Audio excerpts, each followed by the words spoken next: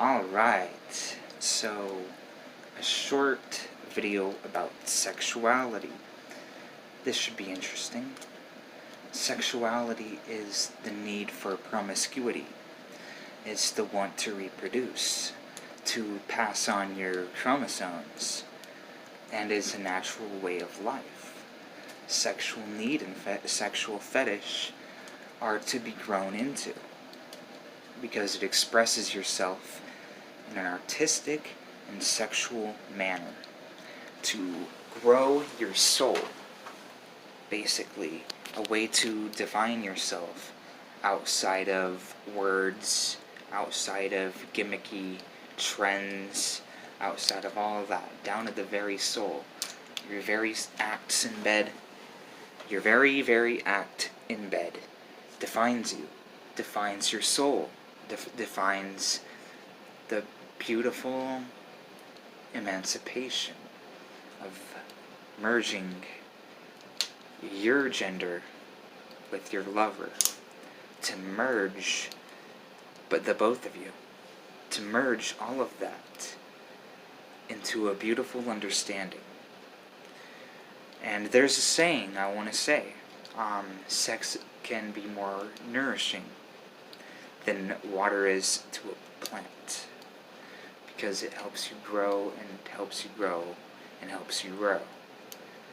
Find your own understandings. Find the way you see things. Find express yourself with a devout lover, with a lover. Because in the end, the more sexual you are, the more you're holding back on something. Okay? And here's the thing about virginity and promiscuity. The more virgin you are throughout your life, the more you're holding back, the less you express yourself, the more something within you is bursting alive. And the more you have sex,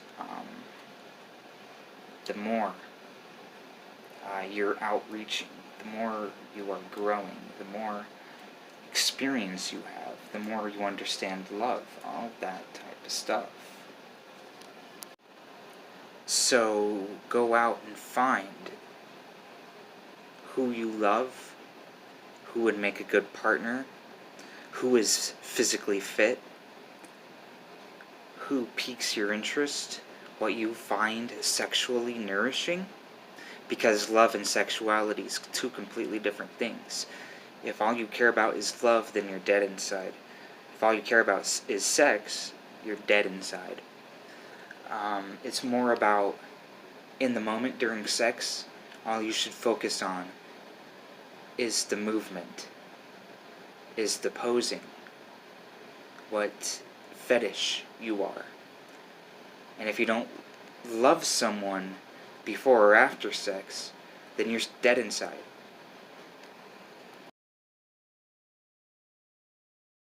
Again, the more stronger your sexual fetishes and your nuance and your tantras and your yoga sex and your bondage, BDSM, all that type of stuff, the more eccentric you are, the more you're needing, your very soul and your aspect is begging for growth.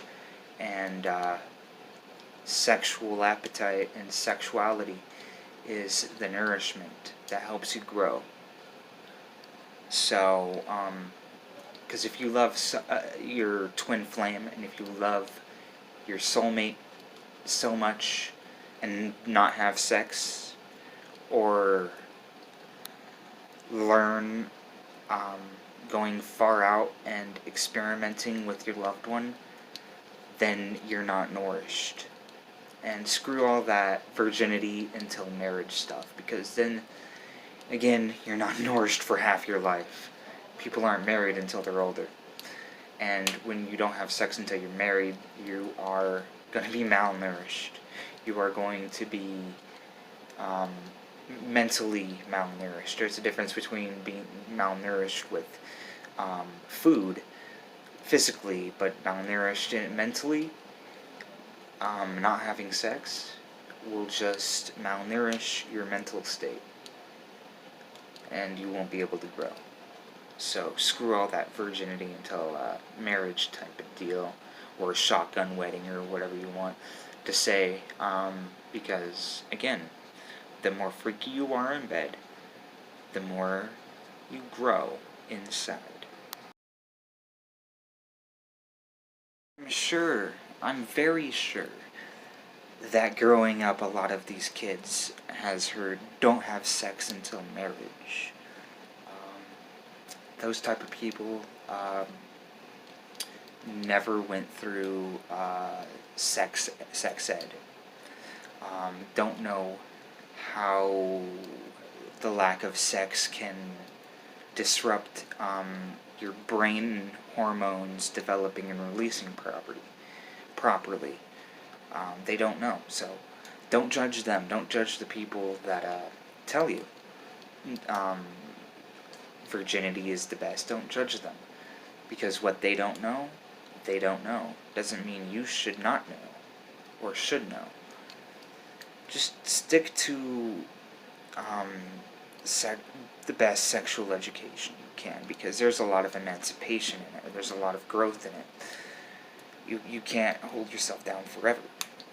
In fact, there's scientific evidence, and maybe metaphysical, but mostly scientific evidence that having sex and releasing orgasm creates happiness and stuff like that. So don't listen to what your parents have to say. Listen to your sex ed teacher. Legit. In fact, all the Generation Ys and Zs, that were born within the last 30 years, they're more sexual. They have a bigger sexual appetite for a reason. There's a lot of emancipation. There's a lot of growth. There's a lot of hormonal release. All of it pretty necessary. And like I said, and they'll say it one last time, is that sexual activity releases a lot of good hormones. Releases a lot of hormones that are good for you. And don't question that either. Or you question that. Look it up. Question everything about sexuality and look it up. Because people with overactive sexual drives tend to be more introspective, or to know and grow. A lot of them have more creative aspects and sparks and all that. And if you have an over-imaginative sexual fetish, don't be ashamed. You'd be surprised how many people like paying people just to urinate on them. If you've ever seen the new Netflix series about sexual fetish, that's a good example right there. You'd be surprised how many people get like that type of stuff. You'd be surprised. In fact, those people, the goody two-shoes that don't like sex as a creative spark, they tend to be more naive. So, yeah. Always wear a condom, because the increase in AIDS and STDs is significant, and it's because of people's active sexual intercourse. Again, don't get STDs, and don't be afraid to enact upon your sexual fantasies. The more creative you are in bed, the more you're willing to create different forms of artwork as well. So, don't be a naive SOB about sex and your own health. Because if you have sex, it will decrease the chance of heart attack. Don't be naive. Don't be a virgin until marriage type of deal, because, again, don't be like that.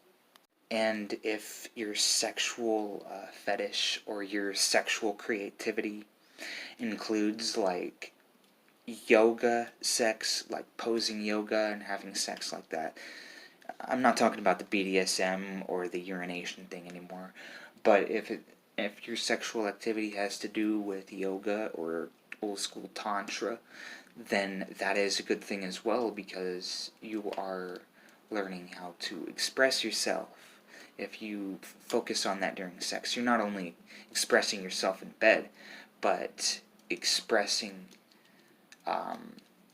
the nature of your higher self outside of bed, and you're using spirituality like that as a a draw of creative force in bed. So there is that too. And again, people that try to give you that advice of virginity or the goody two shoe type of relationship where it's never involved, that type of creativity is never involved, don't listen to them. They are repressed in themselves. They won't, they're just, it's a real thing, and it's called frustration. Sexual frustration. And those type of people are just, when they have kids, they probably will teach their kids their freaking frustration as well. So, again, logging off. Have a nice day.